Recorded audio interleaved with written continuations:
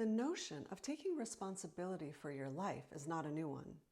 But what does it actually mean when someone takes responsibility for everything in their life? Most people confine responsibility to taking ownership of things they've promised themselves or others, such as showing up to work, taking care of the kids, or paying the bills on time. But when we learn to take responsibility for everything in our lives, how we feel, how we think, how we respond, the decisions we make, then and only then do we start living an empowered life. First, I'll be going into the various reasons that block us from taking full responsibility for our lives. Then I'll give you a tool to help you toward taking more responsibility. But before I do, if at the end of this video you found that it was helpful, then please like and subscribe so this message can reach more people who might also benefit from watching. Victimhood. Victimhood and irresponsibility are inextricably linked to one another. When we aren't taking responsibility for what happens to us in our lives, then we fall into the role of being the victim.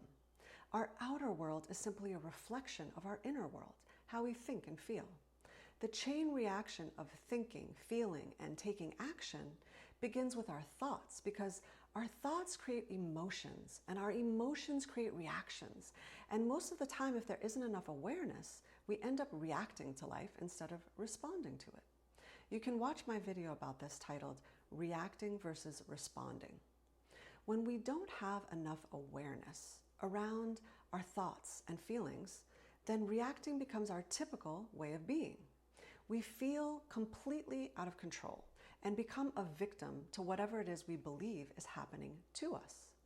The thing to understand about being a victim is this. Yes, someone can hurt you physically, but they can never, ever make you feel a certain way. To blame someone for how you feel is a huge distortion of the truth. The truth is that people are doing things all the time, which can trigger certain feelings in you. But you have sovereignty over what you choose to identify with. Will you identify with your ego and fall victim to their words? Or will you remember the truth of what you are and see that they are simply hurting and projecting parts of themselves that they do not want onto you? Projection and blame.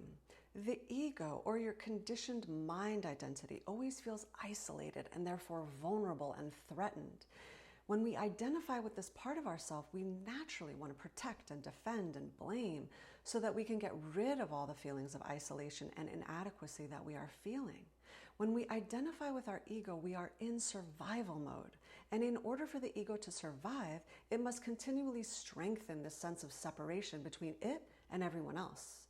This is why you can always know that the minute you feel like a victim or are blaming someone else for how you feel, you have identified with your ego. The other thing to note is that we can do this to ourselves. If you blame yourself for something, you have simply split yourself in two. The next time you decide to blame yourself for something, ask yourself, who is the one doing the blaming and who is the one being blamed? Remember, healing always has to do with finding wholeness within ourselves. Self-pity.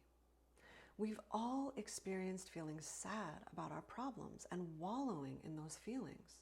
I know I felt that way when I was told that my daughter had an extremely rare genetic condition. That meant that she might suffer from constant seizures, never talk, or ever be able to care for herself for the rest of her life. I blamed myself, I blamed her father, I blamed the universe. The pain I suffered because of the decision I made to suffer was so intense it was suffocating. When you're in that much pain, all you want is relief. In the moments, and believe me, they were just moments, when I could feel relief, I realized it was only because I had decided to surrender, to stop resisting, to allow myself to just be. We have full control over what we choose to focus on, whether we want to focus on resisting change or trusting in the movement and flow of life. Self-reflection. Now that I've gone over some of the behaviors that block us from taking on full responsibility for our lives, we can look at how we can move towards living more responsibly. The first step to achieving this is practicing self-reflection. Self-reflection is a powerful tool that allows us to see our blind spots. The best time to practice is at the end of each day, right before you go to sleep. Remember the day and everything that happened and ask yourself 2 simple questions. 1, was there anything that happened today that bothered me? This question will show you the parts of yourself that are resisting something. The next thing to ask yourself is, why am I resisting this? This question will lead you to understand where your internal blocks are. Once we use self-reflection to identify the areas in our life that we are resisting, we can begin to shift into a state of willingness, which is an energy of being open. This openness will allow you to start to shift into a state of acceptance and get in touch with your true nature. In the Yoga Sutras, an ancient yogic text by Patanjali, it simply states that there are 5 causes of suffering: ignorance of our real nature, egoism, attachment, aversion, and the fear of death, which makes us cling to life. Ignorance of our true nature is the source of the other 4, whether they are dormant, weak, suspended, or fully active. If you've watched any of my videos, you'll know that I am constantly reminding you that remembering and identifying with the aspect of you that is unbounded, limitless, timeless, that part of you that is the witness, the life that animates all things, that is the most important shift in your perception that you can make. And we cannot remind ourselves of this enough. The ego is fragmented and separate. It wants to get rid of all its negative feelings and associations, and so it projects them onto others. But when we can start to heal those fragmented aspects of ourselves by returning to a state of wholeness and oneness, then the need to project and blame others stops.